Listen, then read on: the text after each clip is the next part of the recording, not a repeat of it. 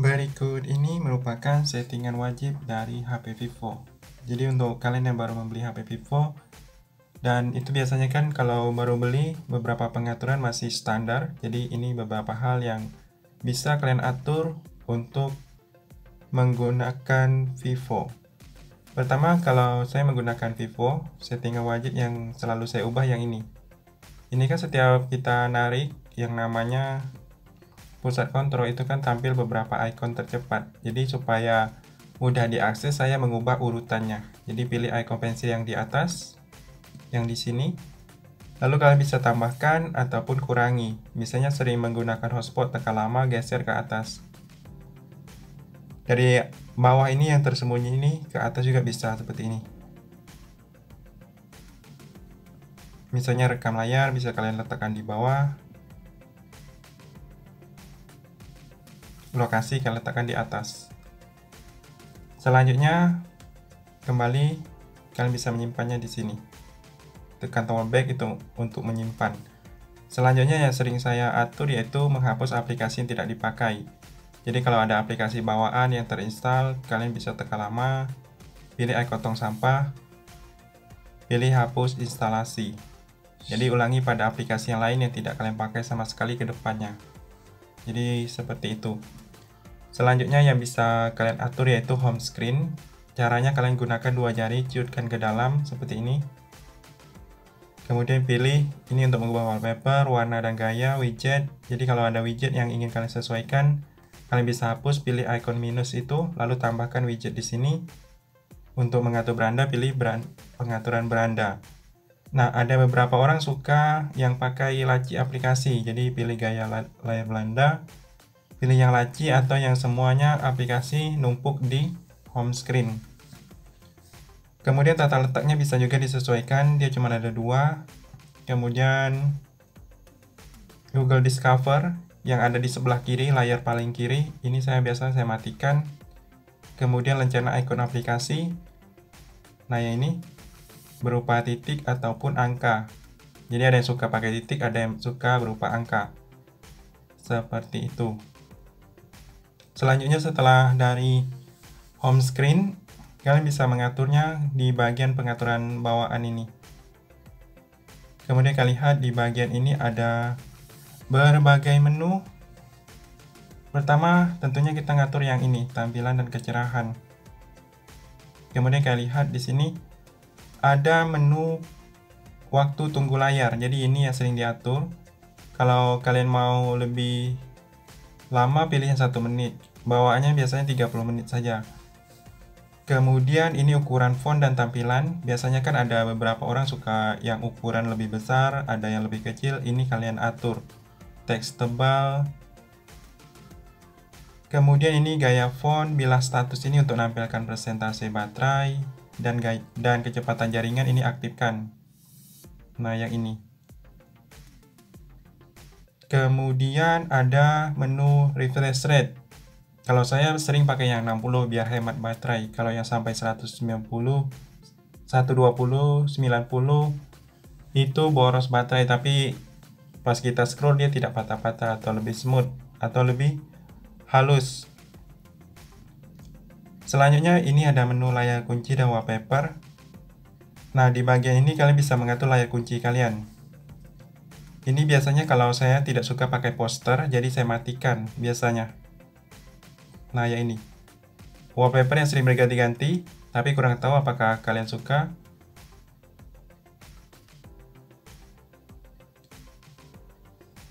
Kemudian ada menu pengaturan beranda tadi. Kalau yang ini kalian bisa atur yang namanya wallpaper, tema, AOD kalau mendukung, yaitu always on display. Yang ini efek dinamis, jadi setiap ada notifikasi, ngecas, memasukkan sidik jari. Tapi ini jarang disetting, biasanya orang suka pakai yang bawaan. Kemudian bagian suara dan getar ini selalu disetting juga.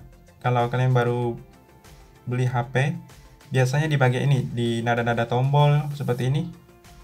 Nada pesan terkirim, nada sentuhan. Ini haptiknya. Jadi setiap kita nyentuh bagian ini atau menu, dia ada getar. Jadi kalau tidak suka, ini dimatikan saja. Ini nada tombol, nada penguncian layar, suara pengisian. Kalau ini nada dering, kalau mau custom bisa juga di sini. Nada notifikasi. Selanjutnya aplikasi. Ini kalau saya cuma memeriksa yang bagian ini. Aplikasi defaultnya. Jadi saya selalu pakai Chrome untuk browser. Jadi kan bawaannya itu kan biasanya browser yang atas, tapi saya setting ke Chrome karena saya lebih familiar dengan Chrome. Selanjutnya di bagian notifikasi, ini penting. Kalau kalian lihat di sini ada beberapa hal yang perlu kalian perhatikan. Pertama, history notifikasi. Nah, ini aktifkan. Kenapa kita harus aktifkan history? Karena kalau ada teman kita yang narik pesan WhatsApp, dia akan terekam di sini, tetap terbaca. Jadi kita bisa periksa apa notifikasi yang dikirimnya. Kemudian ada notifikasi di layar kunci, mau disembunyikan atau ditampilkan. Ini sangat penting, tergantung privasi masing-masing.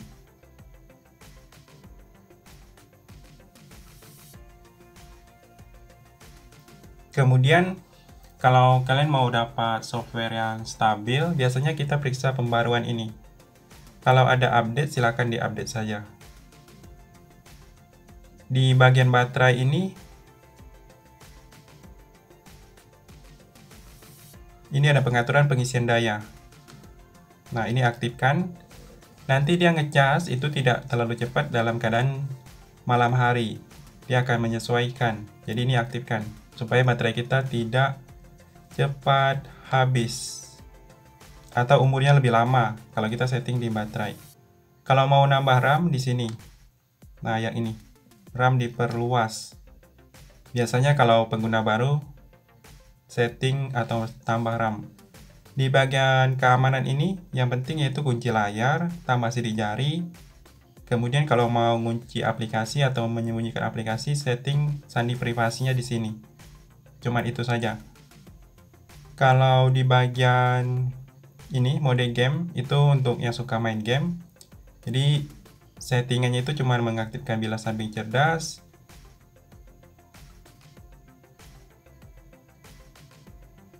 Kemudian ada menu tambah game. Di pintasan dan aksesibilitas ini untuk settingan layar split, jadi aktifkan yang 3 jari ini, jadi kita bisa split dengan 3 jari, usap ke atas. Kalau yang ini, bilah samping pintar. Jadi kalau mau pintasan seperti ini, nah aktifkan. Kemudian ini untuk pengaturan screenshot 3 jari semuanya di sini. Jadi aktifkan, geser ke bawah menggunakan 3 jari. Jadi kita bisa ngambil screenshot tanpa tekan tombol power.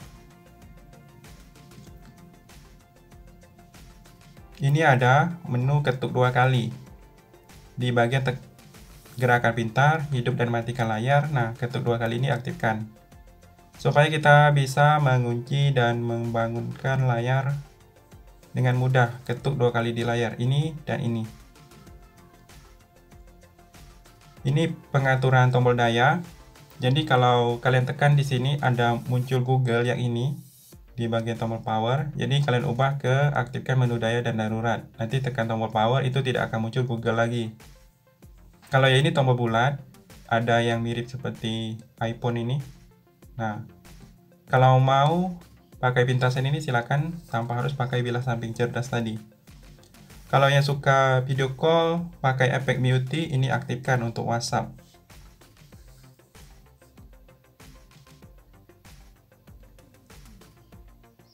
Kalau bagian ini yang paling sering saya setting cuma bagian ini, sistem. Kemudian ada pengguna yang suka pakai full screen, jadi dia tidak suka pakai 3 tombol, jadi ubah ke sini. Lihat tombol navigasi di bawah tidak ada. Nah, ini baru muncul lagi. Tergantung kalian mau pakai tombol atau mengubah urutan tombol, bisa juga ganti gayanya yang ini.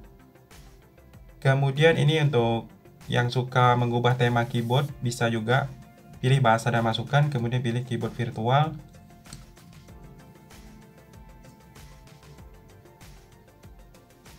Nah, di sini keyboard dia pakai emoji keyboard di sini.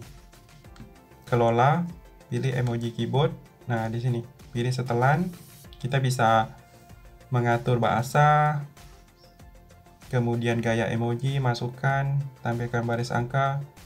Biasanya kalau lagi mengetik itu wajar kita pertama kali beli HP harus setting keyboard. Tanggal dan waktu jangan lupa di setting kalau mau lebih akurat. Kemudian untuk keyboardnya, untuk mengatur pintasannya seperti ini. Nah, yang ini. Kalau sering menggunakan font, bisa tambahkan ke atas. Biasanya kalau di Google Keyboard, ini bisa kita atur. Tekan lama, gulir ke atas. Tapi ini kurang tahu. Kalau di Vivo sepertinya di bagian ini, nah tidak bisa di custom. Tidak bisa diarahkan ke atas. Itu saja, silahkan dicoba. Kalau kalian punya settingan tersendiri pada saat membeli HP, bisa komen di bawah video.